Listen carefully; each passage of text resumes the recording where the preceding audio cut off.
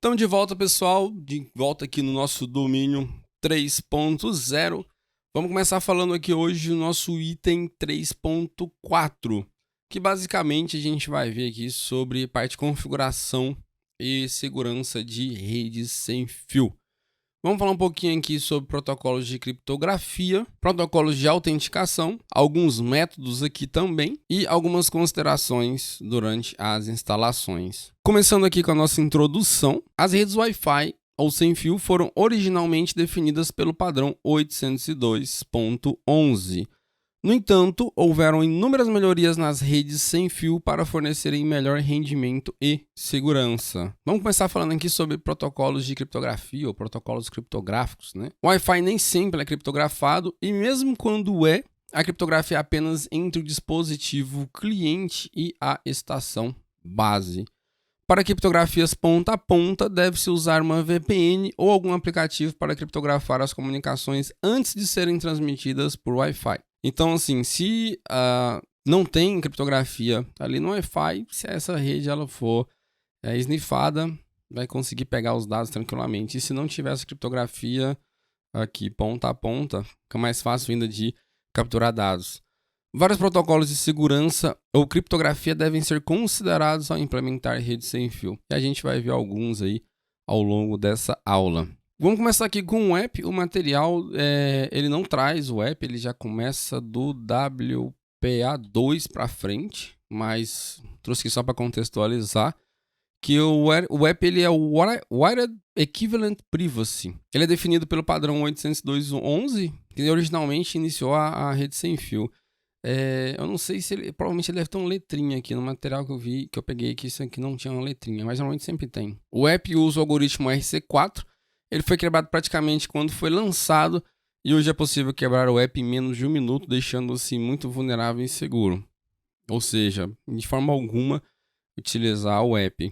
E esse Wired Equivalent Privacy seria tipo privacidade equivalente ao cabo, né? A rede cabeada. Essa era a ideia, de deixar as redes Wi-Fi, as redes sem fio, com uma proteção ali, com a segurança equivalente à rede cabeada. E isso nunca aconteceu, mesmo com o WPA3 ainda, e já que é o mais recente, já tem formas de quebrar isso daí.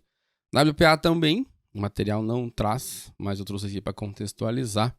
Ele foi uma alternativa inicial para substituir o app e essa sigla WPA, que é o Wi-Fi Protect Access. Tinha uma vírgula aqui, acho que esse aqui era para ser um ponto. O WPA usa o algoritmo RC4, implementa TKIP, que seria o Temporal Key Integrity Protocol, ou LEAP, Lightweight Extensible Authentication Protocol, alternativo da Cisco. E também não é mais seguro utilizá-lo. Se fosse fazer meio com hierarquia, o app ainda tá pior que esse WAP aí. WPA, né? O WAP não. WPA2 seria o Wi-Fi Protected Access 2. Em 2004, o I3E 802.11i definiu o WPA2, como eu disse para vocês, tem sempre uma letrinha aqui, que normalmente é meio que acho que atualização, ou que define algum adendo, algum anexo, alguma coisa assim. Então aqui, 802.11i definiu o WPA2. Ele suporta duas opções de autenticação, chaves pré-compartilhadas, PSK ou Pessoal Pair. O material traz essas duas nomenclaturas aqui. Ou 802.1x ou empresarial, enterprise, que seria um ou outro, mas aqui seria a mesma coisa, só a nomenclatura que seria diferente. Essas chaves pré-compartilhadas seria mais ou menos, tipo a senha mesmo, né? A questão é só se acessa com a senha. 802.x a gente vai ver um pouco mais para frente, mas tem uma questão lá de autenticação.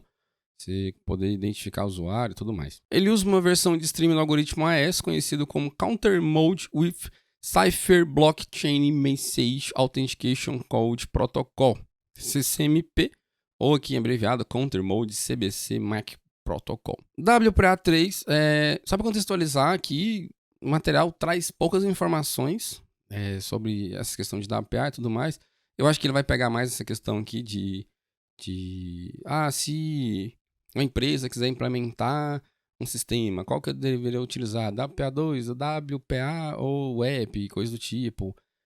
Quais informações que o 802.1x pede, tudo mais, sabe? Fazer meio que uma baguncinha isso. Não, adentrar muito, aprofundar nesses protocolos aí não. E o WPA3, aqui tá o WAP, tá errado, né? O WPA3 foi finalizado em janeiro de 2018. O WPA3 Enterprise, ele usa criptografia AES-CCMP de 192 bits, enquanto o WPA3 Personal usa chave de 128.